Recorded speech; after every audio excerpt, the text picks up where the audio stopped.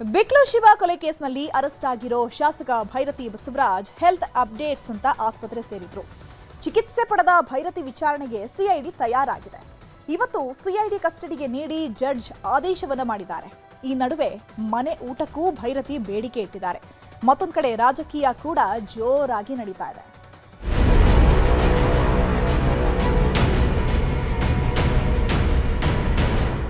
ದಿನಾಂಕ 21/2/2026 ಶನಿವಾರದವರೆಗೆ 1 ಗಂಟೆವರೆಗೆ ಆರೋಪಿ ಬಸವರಾಜರವರನ್ನ ಸಿಐಡಿ ಕಸ್ಟಡಿಗೆ ನೀಡಲಾಗಿದೆ.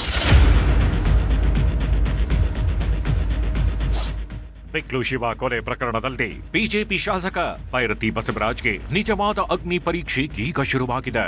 ಹಲವು ದಿನಗಳಿಂದ ತಲೆ ಮರೆಸಿಕೊಂಡು ತನಿಖೆಯಿಂದ ದೂರ ಉಳಿದಿದ್ದ ಮಾಜಿ ಸಚಿವರಿಗೆ ಸಿಐಡಿ ವಿಚಾರಣೆ ಬಿಸಿ ಶುರುವಾಗಿದೆ. ಬಂಧನದ ಬಳಿಕ ಬೌರಿಂಗ್ ಆಸ್ಪತ್ರೆಯಲ್ಲಿ ವೈದ್ಯಕೀಯ ಪರೀಕ್ಷೆ ವೇಳೆ ಭೈರತಿಗೆ ಹೃದಯ ಸಮಸ್ಯೆ ಇರೋದು ಗೋಚರಿಸಿತ್ತು. ಹೀಗಾಗಿ ಜಯದೇವ ಆಸ್ಪತ್ರೆಯಲ್ಲಿ ಹೃದಯ ಸಂಬಂಧಿ ಚಿಕಿತ್ಸೆ ಪಡೆಯುತ್ತಿದ್ದ ಶಾಸಕ ಭೈರತಿ ಬಸವರಾಜ್ ಹೆಲ್ತ್ ರಿಪೋರ್ಟ್ ಇವತ್ತು ಸಿಐಡಿ ಅಧಿಕಾರಿಗಳ ಕೈ ಸೇರಿತ್ತು. ರಿಪೋರ್ಟ್ ಎಲ್ಲವೂ ನಾರ್ಮಲ್ ಬಂದಿತ್ತು. ಹೀಗಾಗಿ ಕೋರಮಂಗಲದ ಜಡ್ಜ್ ಮನೆಗೆ ಹಾಜರುಪಡಿಸಲಾಗಿತ್ತು. ಹೆಲ್ತ್ ಅಪ್ಸೆಟ್ ಆಗಿ ಸ್ವಲ್ಪ ರಿಲೀಫ್ ಸಿಕ್ತು ಅನ್ನೋಷ್ಟರಲ್ಲೇ ಸಿಐಡಿ ಮತ್ತೆ ಕಸ್ಟಡಿಗೆ ಪಡೆದಿದೆ.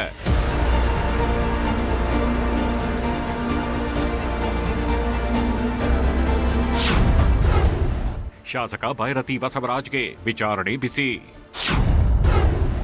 7 ದಿನಗಳ ಕಾಲ ಸಿಐಡಿ ವಶಕ್ಕೆ ಮಾಜಿ ಸಚಿವ. ಮಧ್ಯಾಹ್ನ 12:30 ಸುಮಾರಿಗೆ ಜಡ್ಜ್ ಮನೆಗೆ ಭೈರತಿ ಬಸವರಾಜರನ್ನ ಕರೆ ತಂದಿದ್ದ ಸಿಐಡಿ ತನಿಖಾ ತಂಡ 42ನೇ ಎಸಿಜೆಎಂ ಕೋರ್ಟ್ನ ನ್ಯಾಯಾಧೀಶರ ಮುಂದೆ ಹಾಜರುಪಡಿಸಿದ್ರು. ಸಿಐಡಿ ತನಿಖಾಧಿಕಾರಿ ಗೌತಮ್ ಹಾಗೂ ಎಸ್ಪಿಪಿ ಅಶೋಕ್ ನಾಯಕ್ ಹಾಜರಾಗಿದ್ರು. ಭೈರತಿ ಪರ ವಕೀಲ ಹೇಮಂತ್ ಹಾಜರಾಗಿದ್ರು. ಈ ವೇಳೆ ಕೋರ್ಟ್ನಲ್ಲಿ ವಾದ ಪ್ರತಿವಾದ ಹೇಗಿತ್ತು ಅನ್ನೋದನ್ನ ನೋಡೋದಾದ್ರೆ ರಿಪೋರ್ಟ್ ಸಲ್ಲಿಸಿ ಕಸ್ಟಡಿಗೆ ಕೇಳಿದ ಎಸ್ಪಿಪಿ ಜಯದೇವ ಆಸ್ಪತ್ರೆಯಲ್ಲಿ ಶುಕ್ರವಾರದಿಂದಲೂ ಚಿಕಿತ್ಸೆ ನೀಡಲಾಗಿದೆ. ಎಲ್ಲ ರೀತಿಯ ಟೆಸ್ಟ್ ಮಾಡಲಾಗಿದೆ. ಎಲ್ಲವೂ ಕೂಡ ನಾರ್ಮಲ್ ಎಂದು ರಿಪೋರ್ಟ್ ಬಂದಿದೆ. ಅವರು ವಿಚಾರಣೆ ಎದುರಿಸಬಹುದು. ಹೀಗಾಗಿ 9 ದಿನಗಳ ಕಾಲ ಕಸ್ಟಡಿಗೆ ಕೋರಿ ಎಸ್ಪಿಪಿ ಮನವಿ ಮಾಡಿದ್ರು. ಆದರೆ ಇದಕ್ಕೆ ಆಕ್ಷೇಪಣೆ ಸಲ್ಲಿಸಿದ ಭೈರತಿ ಪರ ವಕೀಲ ಹೇಮಂತ್ ಈಗಾಗಲೇ 1 ದಿನ ವಿಚಾರಣೆ ಎದುರಿಸಲಾಗಿದೆ. ಅವರ ರಿಪೋರ್ಟ್ ನಾರ್ಮಲ್ ಎಂದಿದ್ರು. ಆರೋಗ್ಯ ನೋಡಿಕೊಳ್ಳಬೇಕಿದೆ. ಅವರಿಗೆ 60ಕ್ಕಿಂತ ಹೆಚ್ಚು ವಯಸ್ಸಾಗಿದೆ. ಹೃದಯ ಸಂಬಂಧಿ ಕಾಯಿಲೆ ಹಿನ್ನೆಲೆ 9 ದಿನ ಬೇಡ, 3-4 ದಿನ ನೀಡಿ ಅಂತ ಮನವಿ ಮಾಡಿದ್ರು. ಈ ವೇಳೆ ಆಕ್ಷೇಪಣೆ ಸಲ್ಲಿಸಿದ ಎಸ್ಪಿಪಿ ಅಶೋಕ್ ನಾಯಕ್ ಪ್ರಕರಣ ಗಂಭೀರತೆಯಿಂದ ಕೂಡಿದೆ. ಹೆಚ್ಚಿನ ವಿಚಾರಣೆ ಅತ್ಯಗತ್ಯವಾಗಿದೆ. 3-4 ದಿನಗಳಲ್ಲಿ ವಿಚಾರಣೆ ಸಾಧ್ಯವಿಲ್ಲ. ಹೀಗಾಗಿ 9 ದಿನ ಕಸ್ಟಡಿಗೆ ನೀಡೋದು ಅಗತ್ಯವಿದೆ ಅಂತ ಮನವಿ ಮಾಡಿಕೊಂಡ್ರು. ವಾದ ಪ್ರತಿವಾದ ಆಲಿಸಿದ ನ್ಯಾಯಾಧೀಶರು 7 ದಿನಗಳ ಕಾಲ ಅಂದರೆ ಫೆಬ್ರವರಿ 21ನೇ ತಾರೀಕಿನವರೆಗೂ ಸಿಐಡಿ ಕಸ್ಟಡಿಗೆ ನೀಡಿ ಆದೇಶ ನೀಡಿದ್ರು. ನ್ಯಾಯಾಧೀಶರಾದಂಥ ಕೆಎನ್ ಶಿವಕುಮಾರ್ ಸಮಕ್ಷ ಹಾಜರುಪಡಿಸಿದಾಗ ಅವರ ಗೃಹ ಕಚೇರಿಯಲ್ಲಿ ಪ್ರಕರಣವನ್ನು ಗಮನಿಸಿ ದಿನಾಂಕ 21/2/2026 ಶನಿವಾರದವರೆಗೆ 1 ಗಂಟೆವರೆಗೆ ಆರೋಪಿ ಬಸವರಾಜರವರನ್ನ ಸಿಐಡಿ ಕಸ್ಟಡಿಗೆ ನೀಡಲಾಗಿದೆ. ಇನ್ನು ಇದೇ ವೇಳೆ ಮನೆ ಊಟಕ್ಕೂ ಭೈರತಿ ಪರ ವಕೀಲರು ಮನವಿ ಮಾಡಿದ್ರು. ಜಯದೇವ ಆಸ್ಪತ್ರೆ ಮೆನುವಿನಂತೆ ಊಟ ನೀಡಲು ಜಡ್ಜ್ ಹೇಳಿದ್ರು. ಅಲ್ಲದೆ ಮನೆ ಊಟ ಅಥವಾ ವಿಶೇಷ ಊಟ ಬೇಕು ಅಂದ್ರೆ ಪ್ರತ್ಯೇಕ ಅರ್ಜಿ ಸಲ್ಲಿಕೆಗೆ ಸೂಚಿಸಿದ್ರು. ಮನೆ ಊಟಕ್ಕಾಗಿ ಈಗಾಗಲೇ ಅರ್ಜಿ ಸಲ್ಲಿಕೆ ಮಾಡಲಾಗಿತ್ತು. ನಾಳೆ ವಿಚಾರಣೆ ನಡೆಯಲಿದೆ. ಸದ್ಯ ಭೈರತಿ ಬಸವರಾಜರನ್ನ ಸಿಐಡಿ ಕಸ್ಟಡಿಗೆ ಪಡೆದಿದ್ದು ಕಚೇರಿಯಲ್ಲಿಟ್ಟು ವಿಚಾರಣೆ ನಡೆಸುತ್ತಿದೆ. ಬಿಕ್ಲು ಶಿವನ ಕೇಸ್ ಸಂಬಂಧ ಇಂಚಿಂಚು ಮಾಹಿತಿ ಕೆರಕ್ತಿದೆ. ಭೈರತಿ ವಿಚಾರಣೆಯಲ್ಲಿ ಕೈಕಮಲ ರಾಜಕೀಯ. ಶಾಸಕರ ಕುಟುಂಬಕ್ಕೆ ಕೇಸರಿ ಪಡೆ ಸಾಂತ್ವನ. ಕೊಲೆ ಕೇಸಿನಲ್ಲಿ ಬಂಧನಕ್ಕೊಳಗಾಗಿರುವ ಶಾಸಕ ಭೈರತಿ ಬಸವರಾಜ್ ನಿವಾಸಕ್ಕೆ ಬಿಜೆಪಿ ನಾಯಕರ ತಂಡ ಭೇಟಿ ನೀಡಿತ್ತು. ನಿನ್ನೆಯಷ್ಟೇ ವಿಪಕ್ಷ ನಾಯಕ ಆರ್ ಅಶೋಕ್ ಭೇಟಿ ನೀಡಿ ಕುಟುಂಬಸ್ಥರಿಗೆ ಧೈರ್ಯ ತುಂಬಿದ್ರು. ಇವತ್ತು ರಾಜ್ಯ ಬಿಜೆಪಿ ಅಧ್ಯಕ್ಷ ವಿಜಯೇಂದ್ರ, ಸಂಸದ ಗೋವಿಂದ ಕಾರಜೋಳ, ರಾಜ್ಯ ಬಿಜೆಪಿ ಪ್ರಧಾನ ಕಾರ್ಯದರ್ಶಿ ಪ್ರೀತಂ ಗೌಡ ಒಳಗೊಂಡ ತಂಡ ಭೈರತಿ ಕುಟುಂಬ ಸದಸ್ಯರಿಗೆ ಧೈರ್ಯ ಹೇಳಿದ್ರು. ಈ ವೇಳೆ ಮಾತನಾಡಿದ ಬಿಜೆಪಿ ರಾಜ್ಯಾಧ್ಯಕ್ಷ ವಿಜಯೇಂದ್ರ, ಬಿಎಸ್ವೈ ಬಗ್ಗೆ ಭೈರತಿ ಇಟ್ಟ ವಿಶ್ವಾಸಕ್ಕೆ ನಾವು ಬೆಲೆ ಕಟ್ಟಲು ಆಗಲ್ಲ. ಎಲ್ಲವೂ ಕೂಡ ನಮ್ಮ ಪರೀಕ್ಷೆಯ ಸಮಯ. ನಮ್ಮ ಕುಟುಂಬದ ಮೇಲೆ ಹಾಕಿದ್ದ 25ರಿಂದ 30 ಕೇಸ್ ಎದುರಿಸಿದ್ದೇನೆ. ರಾಜಕೀಯ ಷಡ್ಯಂತ್ರಗಳು ಹೇಗೆ ನಡೆಯುತ್ತವೆ ಎಂಬುದು ಗೊತ್ತಿದೆ ಅಂತ ಕಾಂಗ್ರೆಸ್ ವಿರುದ್ಧ ಗುಡುಗಿದ್ರು. ಯುವಕರ ಬಗ್ಗೆ ಇಟ್ಟಂತ ವಿಶ್ವಾಸಕ್ಕೆ ನಾವು ಬೆಲೆ ಕಟ್ಟೋದಕ್ಕೆ ಸಾಧ್ಯ ಇಲ್ಲ. ನಾನು ಇಷ್ಟು ಮಾತ್ರ ಸಂದರ್ಭ ಹೇಳ್ತೇನೆ, ಇವೆಲ್ಲವೂ ಕೂಡ ನಮ್ಮ ಪರೀಕ್ಷೆಯ ಸಮಯ. ನಾವು ಕೂಡ 20-30 ಕೇಸ್ಗಳು ನಾನು ಕೂಡ ಎದುರಿಸಿದ್ದೇನೆ. ತಂದೆಯವ್ರ ಮೇಲೆ, ಕುಟುಂಬದ ಮೇಲೆ ಹಾಕಿದಾಗ ಈ ರಾಜಕೀಯ ಷಡ್ಯಂತ್ರಗಳು ಹೇಗಾಗಿ ನಡೀತಾವೆ ಎಲ್ಲವೂ ಕೂಡ ನಮ್ಗೆಲ್ಲ ಗೊತ್ತಿದೆ, ನಿಮ್ಗಳಿಗೂ ಕೂಡ ಗೊತ್ತಿರುವಂಥದ್ದು. ಬಿಕ್ಲು ಶಿವನ ಕೊಲೆ ಪ್ರಕರಣದಲ್ಲಿ ಭೈರತಿ ಬಸವರಾಜ್ರ ಪಾತ್ರದ ಬಗ್ಗೆ ಸಿಐಡಿ ಅಧಿಕಾರಿಗಳು ಸಾಕ್ಷ್ಯಗಳನ್ನ ಕಲೆ ಹಾಕಿದ್ದಾರೆ. ಇದೀಗ ಆ ಸಾಕ್ಷ್ಯಗಳನ್ನ ಮುಂದಿಟ್ಟು ಪ್ರಶ್ನಾವಳಿಗಳನ್ನ ಕೇಳ್ತಿದ್ದಾರೆ. ಭೈರತಿ ವಿಚಾರದಲ್ಲಿ ರಾಜಕೀಯವೂ ಶುರುವಾಗಿದ್ದು, ನಾಳೆಯಿಂದ ಜಟಾಪಟಿ ಮತ್ತಷ್ಟು ದೊಡ್ಡದಾಗೂ ಮುನ್ಸೂಚನೆಯೂ ಸಿಕ್ಕಿದೆ. Bureau report, news 18. 1000 ದಿನ ಪೂರೈಸಿ ಸಂಭ್ರಮದಲ್ಲಿರೋ ಕಾಂಗ್ರೆಸ್ನಲ್ಲಿ ಸಿಎಂ ಕುರ್ಚಿ ಕದನ ಮಾತ್ರ ಸದ್ಯಕ್ಕೆ ನಿಲ್ಲೋ ಲಕ್ಷಣಗಳು ಕಾಣಿಸ್ತಿಲ್ಲ. ಸಿದ್ದರಾಮಯ್ಯ, ಡಿಕೆ ಶಿವಕುಮಾರ್ ಆಪ್ತ ಶಾಸಕರು ಅಧಿಕಾರ ಹಂಚಿಕೆ ಬಗ್ಗೆ ಬಾಯಿ ಬಿಡದಂತೆ ಪದೇ ಪದೇ ಹೈಕಮಾಂಡ್ ಸಂದೇಶ ಕಳಿಸಿದ್ರು. ಬಣಗಳ ಬ್ಯಾಟಿಂಗ್ ಮಾತ್ರ ಕಮ್ಮಿಯಾಗಿಲ್ಲ. ಡಿಕೆ ಶಿವಕುಮಾರ್ ಪರ ಶಾಸಕ ರವಿ ಗಣಿಗ ಅಬ್ಬರಿಸಿದ್ದಾರೆ. ಕುರ್ಚಿ ಕಿತ್ತಾಟವನ್ನೇ ಅಸ್ತ್ರ ಮಾಡಿಕೊಂಡಿರೋ ಬಿಜೆಪಿಗರು ಪೋಸ್ಟ್ ವಾರ್ ಜೊತೆಗೆ ಎಐ ವಿಡಿಯೋ ಹರಿಬಿಟ್ಟಿದ್ದಾರೆ.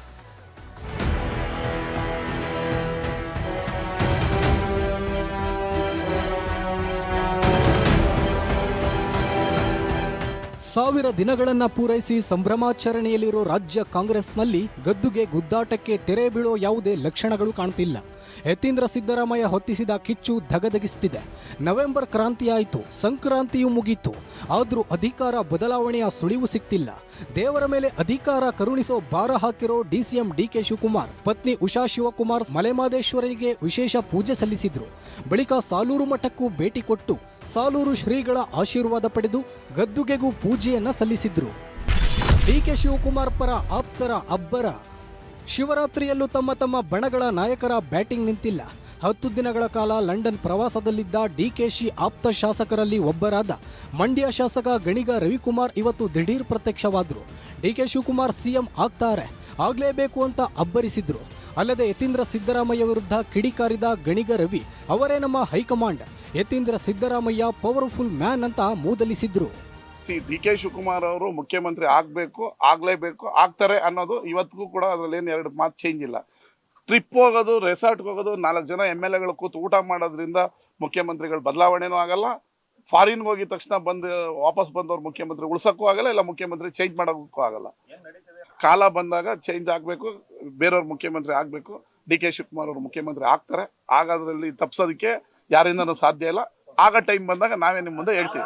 28ಕ್ಕೆ ಆಗುತ್ತಾ, 26ಕ್ಕೆ ಆಗುತ್ತಾ, ಫೆಬ್ರವರಿಗೆ ಆಗ್ತಾರ, ಏಪ್ರಿಲ್ಗೆ ಆಗ್ತಾರ, ಮಾರ್ಚ್ಗೆ ಆಗ್ತಾರ, ಹಣೆಯಲ್ಲಿ ಬರ್ದಿರ್ಬೇಕಲ್ಲ, ಅವತ್ತು ಹಾಗೆ ಆಗ್ತಾರೆ. ನಮ್ಮ ಡಿಕೆ ಶಿವಕುಮಾರ್ ಸಾಹೇಬ್ರು ಹೇಳಿದ್ದಾರೆ ಯತೀಂದ್ರ ಅವರು ನಮ್ಮ ಹೈಕಮಾಂಡ್ ಅಂತ. ನಾನು ಅದನ್ನೇ ಪುನರ್ ಉಚ್ಚರಿಸ್ತೀನಿ. ಅಲ್ಲ, ಈಗ 4 ಸರಿ ಹೇಳಿದ್ರು ನೀವು ಯಾರು ಸ್ಟೇಟ್ಮೆಂಟ್ ಕೊಡಬೇಡಿ ಅಂತ. ಕೊಡ್ತಾ ಇದೀವಿ ಅಂದ್ರೆ ಅವ್ರ ಹೈಕಮಾಂಡೇ. ಯಾರು ಕೊಡೋದಕ್ಕೆ? ಸುಪ್ರೀಂ ಯಾರು ಇರ್ತಾರೆ ಅವರೇ. ಇನ್ನು ಗಣಿಗ ಮಾತಿಗೆ ಕೊಂಚ ಕೋಪಗೊಂಡವರಂತೆ ಉತ್ತರಿಸಿದ ಯತೀಂದ್ರ ಸಿದ್ದರಾಮಯ್ಯ, ನಾನು ಹೇಳಬೇಕಾದ್ದನ್ನೆಲ್ಲ ಹೇಳಿದ್ದೇನೆ, ಮತ್ತೆ ಮತ್ತೆ ಆ ಬಗ್ಗೆ ಮಾತನಾಡಲ್ಲ ಅಂದ್ರು. ಅವ್ರು ನಮ್ಮ ಈಗ ಹೈಕಮಾಂಡ್ ಅವರು ಮಾತಾಡಬೇಡಿ ಅಂತ ಹೇಳಿದೆ. ಮಾತಾಡ್ತಾ ಇದಾರೆ ಅಂದ್ರೆ ಇವ್ರು ನಮ್ಮ ಹೈಕಮಾಂಡ್ ಅಂತ ಹೇಳಿರ್ಬೋದು. ನಮ್ಮವರು ಮಾತಾಡಬೇಡಿ ಅಂದಾಗ್ಲೂ ಮಾತಾಡ್ತಾ ಇದ್ದಾರೆ ಅಂದ್ರೆ ಪವರ್ಫುಲ್ ಮ್ಯಾನ್. ಈಗ ಈ ವಿಚಾರವಾಗಿ ನಾನು ಉತ್ತರ ಕೊಟ್ಕೊಂಡೇ ಬರ್ತಿದ್ದೀನಿ. ಮತ್ತೆ ಮತ್ತೆ ಈ ವಿಚಾರ ಕೇಳಬೇಡಿ. ಸೊ ಇದ್ರ ವಿಚಾರವಾಗಿ ಏನು ನಾನು ಹೇಳೋದಕ್ಕೆ ನೋ ಕಾಮೆಂಟ್. ಇನ್ನು ವಿಜಯಪುರದಲ್ಲಿ ಮಾತನಾಡಿರೋ ಸಚಿವ ಎಂಬಿ ಪಾಟೀಲ್, ಡಿಕೆ ಶಿವಕುಮಾರ್ ಸೋನಿಯಾ ಗಾಂಧಿ ಅವರನ್ನ ಭೇಟಿಯಾದಾಗ ಅವರ ಭಾವನೆ ಹೇಳಿರ್ತಾರೆ. ನಾನು ಹೋದಾಗ ನನ್ನ ಭಾವನೆಯನ್ನ ಹೇಳ್ತೀನಿ. ವಿದೇಶ ಪ್ರವಾಸ ಹೋದರೆ ತಪ್ಪೇನು, ನಾನು ಮತ್ತೆ ಈಗ ಹೋಗುತ್ತೇನೆ ಅಂತ ವಿದೇಶ ಪ್ರವಾಸವನ್ನ ಸಮರ್ಥಿಸಿಕೊಂಡ್ರು. ಪೊಲಿಟಿಕಲ್ ಆಗಿ ಗುಂಪುಗಾರಿಕೆ ಮಾಡ್ಕೊಂಡು ಯಾರೂ ಹೋಗ್ತಾ ಇಲ್ಲ. ಕಮಿಟಿ ಟೂರ್ ಇರ್ತವೆ, ಅಥವಾ ವೈಯಕ್ತಿಕ 4 ಮಂದಿ ಸ್ನೇಹಿತರು ಕೂಡ ಹೋಗ್ಬೋದು. ಏನ್ರಿ, ನಾನು ಇಂಡಸ್ಟ್ರಿ ಟೂರ್ ಮ್ಯಾಗ ಮೇಲೆ ಹೋಗ್ತಿರ್ತೀನಿ. ಈಗ ನೆಕ್ಸ್ಟ್ ಜರ್ಮನಿಗೆ ಹೊರಟಿದ್ದೀನಿ. ತಪ್ಪೇನಿದೆ ಅದರಲ್ಲಿ? ಅವ್ರು ತಮ್ಮ ಅಭಿಪ್ರಾಯ. KPCC ಅಧ್ಯಕ್ಷರದಾರ, ಉಪಮುಖ್ಯಮಂತ್ರಿಗಳಿದಾರ, ಅವ್ರು ಹೋದಾಗ ತಮ್ಮ ಭಾವನೆಗಳನ್ನ ಹೇಳ್ತಾರೆ, ನಾವು ಹೋದಾಗ ನಮ್ಮ ಭಾವನೆಗಳನ್ನ ನಮ್ಮ ಇದನ್ನು ಹೇಳ್ತೀವಿ. ಹೈಕಮಾಂಡ್ ಮ್ಯಾಗೆಲ್ಲ ಹೇಳಿರ್ತೀವಲ್ಲ.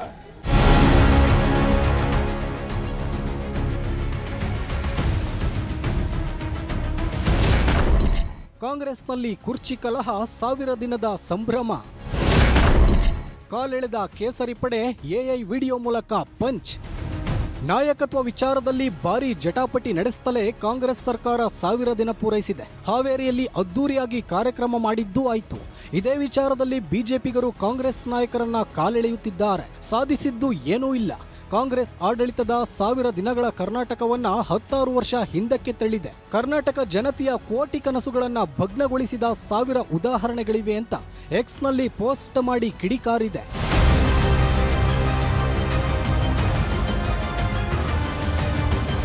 ಅಲ್ಲದೆ ಎಐ ವಿಡಿಯೋ ಹರಿಬಿಟ್ಟು ಮುಖ್ಯಮಂತ್ರಿ ಪಟ್ಟದ ಕನಸು ಕಾಣ್ತಿರೋ ಡಿಸಿಎಂ ಡಿಕೆಶಿ ಅವರ ಕಾಲೆಳೆದಿದೆ.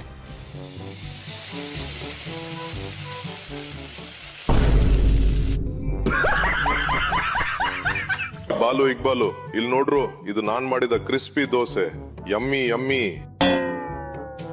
ಇದು ನೋಡ್ರು, ಆ ಬಟ್ಟ ಮಾಡಿರೋ ದೋಸೆ.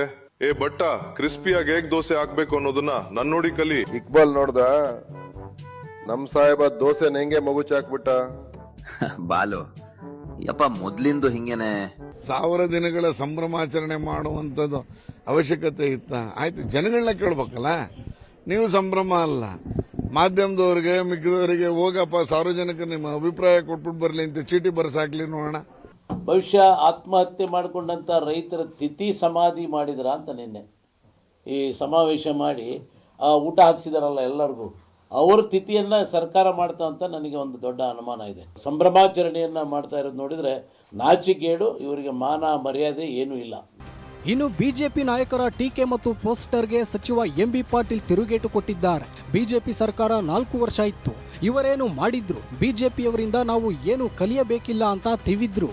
ಇವ್ರು ಏನು ಮಾಡಿದಾರ್ರಿ ಬಿಜೆಪಿಯವರು? 4 ವರ್ಷ 3 ಮಂದಿ ಮುಖ್ಯಮಂತ್ರಿಗಳು ಬೇರೆ ಬೇರೆ ಆದರು. ಆ ಪಾಪ ವಿಜೇಂದ್ರ ಅವ್ರು ಹೇಳ್ರಿ, ಯಾರು ಯಡಿಯೂರಪ್ಪ ಅವ್ರನ್ನ ಪೂರ್ಣ ಟರ್ನ್ ಮಾಡೋಕ್ಕೆ ಬಿಟ್ಟಿಲ್ಲ ಅವರು. ಹೀಗಾಗಿ ಈ ಬಿ ಜೆ ಪಿಯವರಿಂದ ನಾವೇನು ಕಲಿಬೇಕಾಗಿಲ್ಲ. ಪಾರ್ಲಿಮೆಂಟ್ನಾಗ ಹೋಗಿ ಕ್ವಶನ್ ಕೇಳಂತ ಹೇಳ್ರಿ, ಡಿಬೇಟ್ ಮಾಡಂತ ಹೇಳ್ರಿ, ಪೋಸ್ಟರ್ ಹಚ್ಚಕ್ಕೆ ಜನ ಅವ್ರನ್ನ ಆರಿಸಿ ಕಳಿಸಿಲ್ಲ MP ಅವ್ರನ್ನ.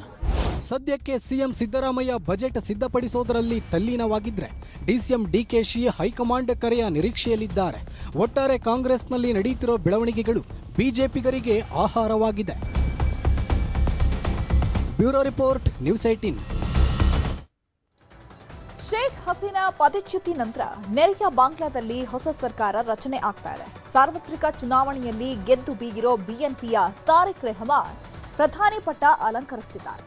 ಭಾರತ ಬಾಂಗ್ಲಾ ಮಧ್ಯೆ ಹದಗೆಟ್ಟಿರೋ ಸಂಬಂಧವನ್ನ ಪ್ರಮಾಣ ವಚನದ ನೆಪದಲ್ಲಿ ಸರಿಪಡಿಸಿಕೊಳ್ಳಲು ರೆಹಮಾನ್ ಮುಂದಾಗಿದ್ದಾರೆ. ಪ್ರಮಾಣ ವಚನ ಕಾರ್ಯಕ್ರಮಕ್ಕೆ ಪ್ರಧಾನಿ ಮೋದಿ ಅವರಿಗೆ ಆತ್ಮೀಯ ಆಮಂತ್ರಣ ಕಳಿಸಿದ್ದಾರೆ. ಭಾರತ ಬಾಂಗ್ಲಾ ನಡುವೆ ಹೊಸ ಬಾಂಧವ್ಯ. ಪ್ರಮಾಣ ವಚನಕ್ಕೆ ಆಹ್ವಾನ ಕೊಟ್ಟ ಬಾಂಗ್ಲಾ.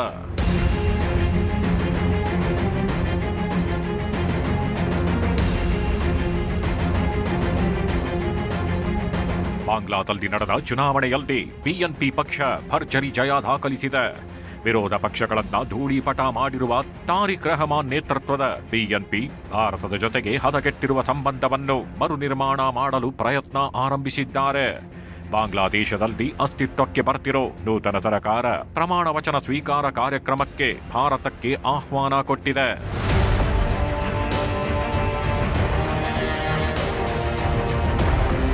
ಬಿಎನ್ಪಿ ಮುಖ್ಯಸ್ಥ ತಾರಿಕ್ ರೆಹಮಾನ್ ಮಂಗಳವಾರ ಬಾಂಗ್ಲಾದೇಶದ ನೂತನ ಪ್ರಧಾನಿಯಾಗಿ ಪ್ರಮಾಣ ವಚನ ಸ್ವೀಕಾರ ಮಾಡಲಿದ್ದು, ಢಾಕಾದ ನ್ಯಾಷನಲ್ ಪಾರ್ಲಿಮೆಂಟ್ನ ಸೌತ್ ಪ್ಲಾಜಾದಲ್ಲಿ ಕಾರ್ಯಕ್ರಮ ನಿಗದಿಯಾಗಿದೆ. ಪ್ರಮಾಣ ವಚನ ಕಾರ್ಯಕ್ರಮಕ್ಕೆ ಭಾರತ ಸೇರಿದಂತೆ ವಿಶ್ವದ 13 ರಾಷ್ಟ್ರಗಳ ನಾಯಕರಿಗೆ ಬಾಂಗ್ಲಾದೇಶ ಆಹ್ವಾನ ಕೊಟ್ಟಿದೆ. ಭಾರತದಿಂದ ಪ್ರಧಾನಿ ನರೇಂದ್ರ ಮೋದಿ ಹಾಗೂ ಲೋಕಸಭಾ ಸ್ಪೀಕರ್ ಓಂ ಬಿರ್ಲಾ ಅವರಿಗೆ ಆಹ್ವಾನ ಬಂದಿದೆ. ಪ್ರಮಾಣ ವಚನ ಕಾರ್ಯಕ್ರಮಕ್ಕೆ ಲೋಕಸಭಾ ಸ್ಪೀಕರ್ ಓಂ ಬಿರ್ಲಾ ಭಾರತವನ್ನ ಪ್ರತಿನಿಧಿಸಲಿದ್ದು, ವಿದೇಶಾಂಗ ಕಾರ್ಯದರ್ಶಿ ವಿಕ್ರಮ್ ಮಿಸ್ತ್ರಿ ಕೂಡ ಭಾಗಿಯಾಗಲಿದ್ದಾರೆ. ಶೇಖ್ ಹಸೀನಾ ಗಡೀಪಾರಿಗೆ ಬಿಎನ್ಪಿ ಆಗ್ರಹ. ಭಾರತದಲ್ಲಿ ಬದುಕು ಸಾಗಿಸ್ತಿರೋ ಹಸೀನಾ ಆಗಸ್ಟ್ 2024ರಲ್ಲಿ ಬಾಂಗ್ಲಾದಲ್ಲಿ ಜನರು ಸರಕಾರದ ವಿರುದ್ಧ ದಂಗೆಗೆದ್ದಿದ್ರು. ಸಿಕ್ಕವರ ಮೇಲೆ ದಾಳಿ ಆಗ್ತಿತ್ತು. ಆ ಸಮಯದಲ್ಲಿ ಭಾರತಕ್ಕೆ ಓಡೋಡಿ ಬಂದಿದ್ದ ಶೇಖ್ ಹಸೀನಾ ಅಂದಿನಿಂದ ಭಾರತದಲ್ಲೇ ನಿರಾಶ್ರಿತರಾಗಿ ಬದುಕುತ್ತಿದ್ದಾರೆ. ಮಾಜಿ ಪ್ರಧಾನಿ ಶೇಖ್ ಹಸೀನಾ ಭಾರತಕ್ಕೆ ಪಲಾಯನ ಮಾಡಿದ ಬಳಿಕ ಬಾಂಗ್ಲಾ ಭಾರತದ ನಡುವೆ ಸಂಬಂಧ ಹದಗೆಟ್ಟಿತ್ತು. ಇದೀಗ ಬಾಂಗ್ಲಾ ಹಾಗೂ ಭಾರತದ ನಡುವೆ ಹದಗೆಟ್ಟ ಸಂಬಂಧವನ್ನ ಹಳಿ ತರೋದಕ್ಕೆ ಹೊಸ ಸರ್ಕಾರ ಪ್ರಯತ್ನ ಮಾಡುತ್ತಿದೆ. ಆದರೆ ಶೇಖ್ ಹಸೀನಾರನ್ನು ಗಡೀಪಾರು ಮಾಡುವಂತೆ ಬಿಎನ್ಪಿ ಆಗ್ರಹ ಮಾಡಿದೆ.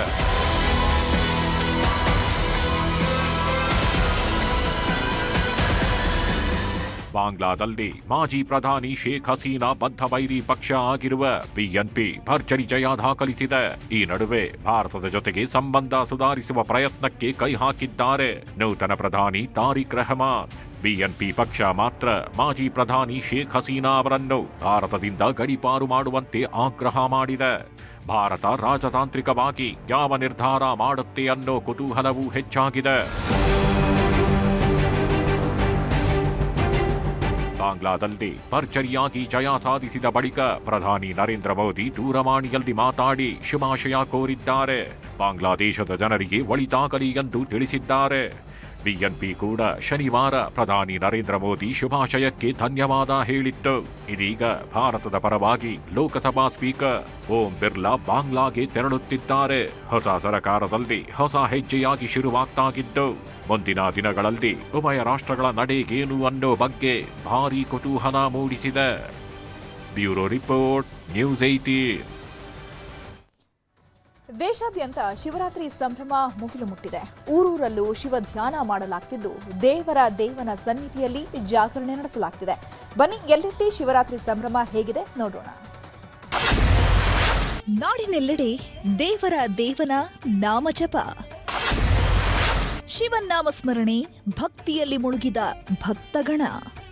ಭಕ್ತರ ಪಾಲಿನ ಮಹಾದೇವ, ಶರಣು ಎಂದು ಬಂದವರ ಪಾಲಿನ ಶಿವಶಂಕರ. ನೀನೇ ಗತಿಯಪ್ಪ ಎಂದವರಿಗೆ ಇವನೇ ನೀಲಕಂಠ. ಸರ್ವವೂ ಇವನೇ, ಸರ್ವಾಂತರಯಾಮಿಯೂ ಇವನೇ. ಎಲ್ಲಿ ಶಿವನ ಸ್ಮರಣೆ ಇರುತ್ತೋ ಅಲ್ಲಿ ಭಗವಂತನೇ ನೆಲೆ ನಿಂತಿರ್ತಾನೆ. ಭಕ್ತಿಯಿಂದ ಕರೆದರೆ ಸಾಕು, ಭಕ್ತರಿಗೊಲಿದು ಬಿಡ್ತಾನೆ.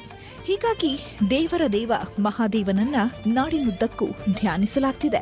ಶಿವರಾತ್ರಿ ಹಿನ್ನೆಲೆ ಊರೂರಲ್ಲೂ ಶಿವನಾಮ ಸ್ಮರಣೆ ಮಾಡ್ತಿದ್ದಾರೆ. ಶಿವನ ದೇಗುಲಗಳಲ್ಲಿ ನಾನಾ ಬಗೆಯ ಪೂಜೆ ಪುನಸ್ಕಾರಗಳು ನಡೀತಾಯಿತು. ಶಿವನ ಧ್ಯಾನದಲ್ಲಿ ಜನ ಮುಳುಗಿ ಹೋಗಿದ್ದಾರೆ. ಮಹಾಶಿವರಾತ್ರಿ ಬಂತು ಅಂದ್ರೆ ಶಿವಭಕ್ತರ ಪಾಲಿಗೆ ಮಹಾಸುದಿನ. ಉಪವಾಸ, ಜಾಗರಣೆ ಅಂತ ಭಕ್ತಿಯ ಕಡಲಲ್ಲಿ ಮಿಂದೇಳ್ತಾರೆ. ಚಾಮರಾಜನಗರದ ಮಾದಪ್ಪನ ಬೆಟ್ಟದಲ್ಲಿ ಇವತ್ತು ಕಣ್ಹಾಯಿಸಿದ್ದಷ್ಟು ದೂರಕ್ಕೂ ಭಕ್ತರೇ ಕಾಣ್ತಿದ್ದಾರೆ. ಕಾಲಿಡೋದಕ್ಕೂ ಜಾಗವಿಲ್ಲದಷ್ಟು ಭಕ್ತರು ಸೇರಿದ್ದಾರೆ. ಗರ್ಭಗುಡಿಯಲ್ಲಿ ವಿಶೇಷ ಪುಷ್ಪಾಲಂಕಾರ ಮಾಡಲಾಗಿದ್ದು ಡಿಸಿಎಂ ಡಿಕೆ ಶಿವಕುಮಾರ್ ಪತ್ನಿ ಶಿವನ ಸನ್ನಿಧಿಗೆ ಬಂದು ಭಕ್ತಿಯಿಂದ ಪೂಜಿಸಿದ್ರು.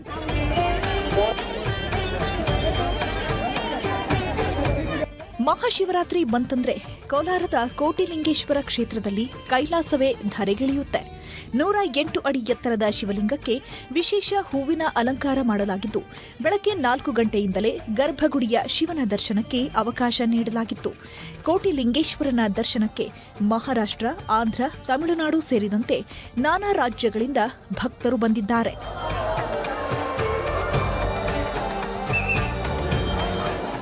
ಉತ್ತರ ಕನ್ನಡ ಜಿಲ್ಲೆಯ ಗೋಕರ್ಣದಲ್ಲೂ ಶಿವರಾತ್ರಿ ವೈಭವ ಜೋರಾಗಿದೆ. ಆತ್ಮಲಿಂಗದ ಸ್ಪರ್ಶ ಜೊತೆಗೆ ಮಹಾಬಲೇಶ್ವರನ ವಿಶೇಷ ಅಲಂಕಾರವನ್ನ ಭಕ್ತರು ಕಣ್ತುಂಬಿಕೊಂಡಿದ್ದಾರೆ.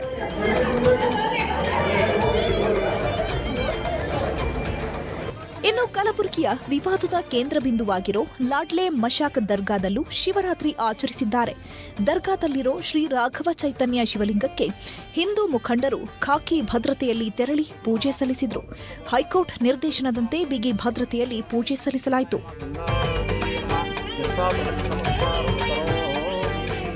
ತಮಿಳುನಾಡಿನ ಕೊಯಮತ್ತೂರಿನಲ್ಲಿರುವ ಈಶಾ ಫೌಂಡೇಶನ್ನಲ್ಲಿ ಮಹಾಶಿವರಾತ್ರಿ ಸಂಭ್ರಮ ಜೋರಾಗಿದೆ. ಸದ್ಗುರು ಜಗ್ಗಿ ವಾಸುದೇವ್ ಅವರ ಸಮ್ಮುಖದಲ್ಲಿ ರಕ್ಷಣಾ ಸಚಿವ ರಾಜನಾಥ್ ಸಿಂಗ್ ಧ್ಯಾನಲಿಂಗಕ್ಕೆ ಪೂಜೆ ಅರ್ಪಣೆ ಮಾಡಿದರು. ಈ ವೇಳೆ ಮಹಾರಾಷ್ಟ್ರ ಮುಖ್ಯಮಂತ್ರಿ ದೇವೇಂದ್ರ ಫಡ್ನವೀಸ್ ಮತ್ತು ಅವರ ಪತ್ನಿ ಅಮೃತಾ ಫಡ್ನವೀಸ್ ಉಪಸ್ಥಿತರಿದ್ದರು.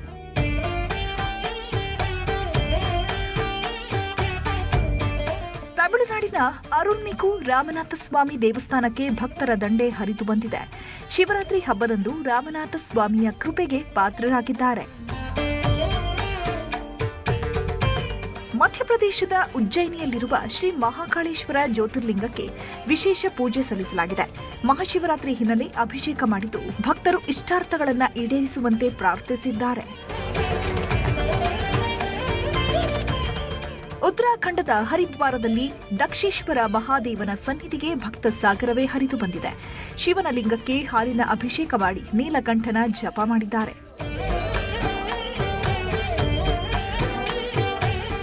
ಇನ್ನು ಗುಜರಾತ್ನ ಜುನಾಗಢದ ಗಿರ್ನಾರ್ ಬೆಟ್ಟದ ತಪ್ಪಲಿನಲ್ಲಿರುವ ಭಾವನಾಥ ಮಹಾದೇವ ದೇವಾಲಯದಲ್ಲೂ ಮಹಾಶಿವರಾತ್ರಿ ವೈಭವ ತುಂಬಿದೆ. ಗುಜರಾತ್ ಸಿಎಂ ಭೂಪೇಂದ್ರ ಪಟೇಲ್ ದೇಗುಲಕ್ಕೆ ಭೇಟಿ ನೀಡಿ ವಿಶೇಷ ಪೂಜೆ ಸಲ್ಲಿಸಿದರು. ಶ್ರೀನಗರದ ಶಂಕರಾಚಾರ್ಯ ದೇವಸ್ಥಾನದಲ್ಲಿ ಶಿವರಾತ್ರಿ ಹಬ್ಬದ ವೈಭವ ಕಳೆಗಟ್ಟಿದೆ. ಸಾವಿರಾರು ಭಕ್ತರು ಸರತಿ ಸಾಲಿನಲ್ಲಿ ನಿಂತು ಮಹಾದೇವನ ದರ್ಶನ ಪಡೆದಿದ್ದಾರೆ. ಒಟ್ನಲ್ಲಿ ದೇಶದುದ್ದಗಲಕ್ಕೂ ಮಹಾಶಿವರಾತ್ರಿಯ ಸಂಭ್ರಮ ಜೋರಾಗಿದ್ದು ಎಲ್ಲೆಲ್ಲೂ ಶಿವನಾಮ ಸ್ಮರಣೆಯೇ ಕೇಳುತ್ತಿದೆ. Bureau report, news 18.